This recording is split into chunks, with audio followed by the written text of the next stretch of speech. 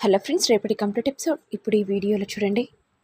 ఇక రోజా కోపంతో, ఏ ఈ ఒడిబుయ్యంతో ఇప్పుడు నేను పరమన్నం వండాలనా? అయినా నేనెందుకు వండాలి? నేనిక్కడ యువరాణిని కాబట్టి నువ్వు వండు. ఏంటక్కా, ఏం మాట్లాడుతున్నావు? ఈ ఒడిబుయ్యాన్ని నీ చేతులతో నువ్వే పరమన్నం వండాలి. ఏయ్, వండకపోతే ఏమైనా నష్టమవుతుందా? నువ్వు వండని చెప్పాను కదా. మరి నువ్వు వండకపోతే అమ్మగారికి చెప్పమంటావా అక్క? ఏయ్, నన్నే బ్లాక్మెయిల్ చేస్తున్నావా? నిజమే అక్క, నీ చేతులతో నువ్వే వండాలి. మరి నువ్వు వండనంటే అమ్మగారికి చెప్పమంటావా? లేకపోతే నీ స్వయాన నువ్వే నీ చేతులతో వండుతావక్క? మరి ఎలా వండాలనో ఆ ప్రాసెస్ చెప్పు, సరేనా? సరే అక్క, నేను చెప్తుంటే నువ్వు చేసేసేయ్, సరేనా అక్క? ఇదంతా దీక్ష చూసి, రోజా, నువ్వు నా బావని సొంతం చేసుకున్నావు. ఇప్పుడు నువ్వు పరమన్నం వండుతున్నావు కదా, ఆ పరమన్నంని ఎలా చేస్తానో చూడు. అందరూ నిన్ను చీకొట్టేలా చేస్తారు. ఇక ఇంట్లో వాళ్ళందరూ నిన్ను చీ అంటే నువ్వు తలదించుకునే పరిస్థితి వస్తుంది. పాపం రోజా, ఈ రోజా కారణంగా చామంతి కూడా దెబ్బలు పడతాయి అనుకుంటూ దీక్ష వచ్చి ఆ పరమన్నంలో ఇక ఉప్పు కలిపి ఏం తెలియనట్టుగా ఇక వెళ్ళిపోతుంది. ఇక రోజా పరమన్నంని తీసుకురాగానే ఇక రమాదేవి ఫ్రెండ్స్కి పెట్టగానే వాళ్ళు తింటూ, అసలు మీ కోడలు ఏమనుకుంటుంది? పొంగల్లో ఎవరైనా ఉప్పేస్తారా? అంటే నీ కోడలు మమ్మల్ని చంపాలనుకుంటుందా? నీ కోడల కంటికి మేమెలా కనబడుతున్నాం? అయినా ఈ యువరాణి అంటుంది కదా, మరి ఈ యువరాణికి కూడా కాస్త పరమన్నం కూడా వండరాదా? ఛీ అని అనడంతో ఇక రోజా తలదించుకుంటుంది. వెంటనే చామంతి విని, ఏంటి, ఈ పరమన్నంలో ఉప్పుందా? అసలు మేమెందుకు ఉప్పేశాం?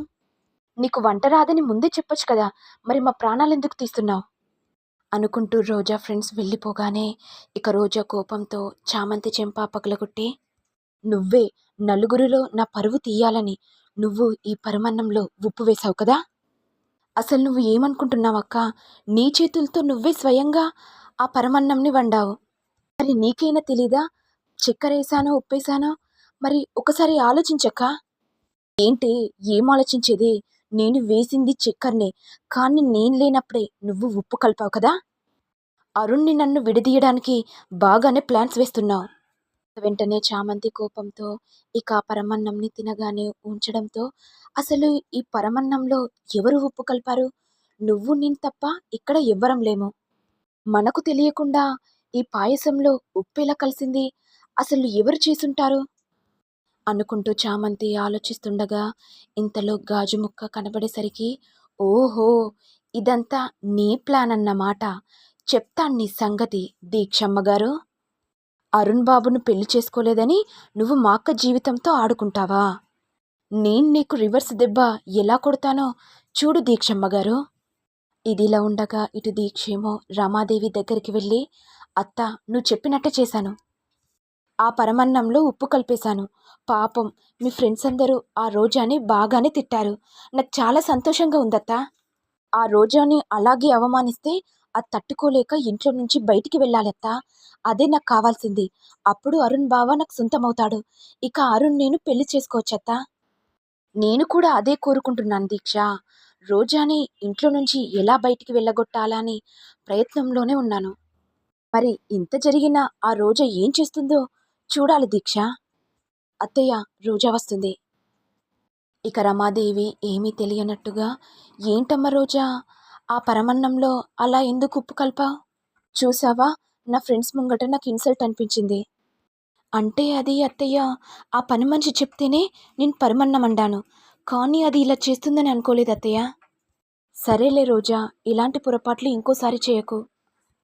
ఇక దీక్ష వెంటనే, అత్తయ్య, పరమన్నంలో ఉప్పు కలిపింది అరిష్టం కదా అత్తయ్య. మరి ముందు ముందు ఏం జరగబోతుందో ఏమో. ఇక రమాదేవి ఏమీ తెలియనట్టుగా, ఏంటి దీక్ష, ఏం మాట్లాడుతున్నావు?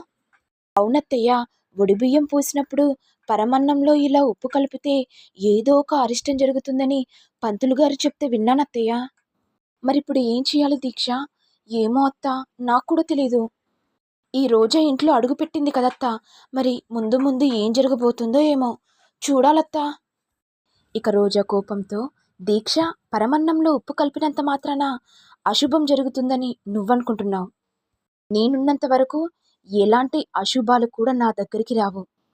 అని అనేసరికి రమాదేవి వెంటనే, అవును రోజా, నువ్వన్నది కూడా నిజమే. రాను రాను మంచి జరుగుతుందని నాకు నమ్మకముంది రోజా. సరే రోజా, ఇక నువ్వు నీ రూమ్‌లోకి వెళ్ళు. ఇక వెంటనే దీక్ష రమాదేవి నవ్వుతూ, దీక్ష, నువ్వు మంచి పని చేశావు. రోజాకి మంచి బుద్ధి చెప్పావు. దాన్ని నేను రోజా అని పిలవాలంటేనే కంపరంగా ఉంది. అలాంటిది నా కోడలని నేనెలా చెప్పుకుంటాను? ఎన్నటికైనా దీక్ష, నువ్వే నా కోడలివి. ఇంతలో జగదీష్ వచ్చి, చెల్లమ్మా, బాగానే ప్లాన్ వేశావు. మన ప్లాన్లకి ఆ రోజా తలదించుకుంది. పాపం ఇప్పుడు ఆ రోజా పని మనిషి కూతురైపోయింది. మరి పని మనిషి అమ్మ డబ్బులిచ్చింతో రోజా ఏ చీర కొంటుందో ఏమో అనుకుంటూ నవ్వుతుంటే, ఇక భ్రమరాంబిక వెంటనే రోజా దగ్గరికి వెళ్ళి, రోజా, ఒక్క నిమిషం ఆగు. నీకు ఒడిబియ్యం పోసిన తర్వాత ఆ పని మనిషి నీకు డబ్బులిచ్చింది కదా! మరి ఆ డబ్బులతో ఏ చీర కొంటున్నావు?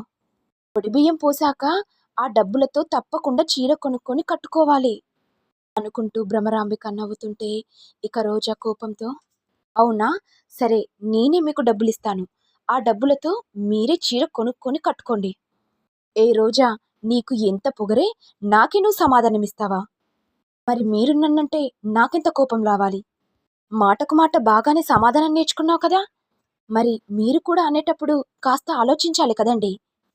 ఇక భ్రమరాంబిక కోపంతో, వదినా, ఒకసారి ఇక్కడికి రా. ఏంటి భ్రమరాంబిక, ఏమైంది? చూసావా ఈ రోజా నన్నేసి ఎన్ని మాటలంటుందో? ఇక రమాదేవి నవ్వుతూ, రోజా, నా వదినని ఏమన్నావు? చూసారా అత్తయ్య, ఆ పని మనిషినిచ్చిన డబ్బులతో చీర కొనుక్కోమంటుంది. చీర కట్టుకో అని చెప్తుంది. నాకెంత కోపం రావాలి? అయినా ఆ పని మనిషి డబ్బులిస్తేనే విరక్తి కలిగింది. అలాంటిది ఎలా చీర కొనుక్కుంటానత్తయ్య? అవును కదా కోడలా! పని మనిషి ఇచ్చే డబ్బులకు నీకు ఏ చీర వస్తుంది? నువ్వసలే యువరాణివి. యువరాణి అంటే ఏ రేంజ్ చీర ఉంటుందో నాకు తెలుసు కదా కోడలా! నువ్వేం పట్టించుకోకు రోజా. నీ రూమ్‌లోకి వెళ్ళు. నేను చూసుకుంటాను అని రమాదేవి చెప్పగానే ఇక రోజా వెళ్ళిపోవడంతో ఇక అందరూ నవ్వుకుంటారు.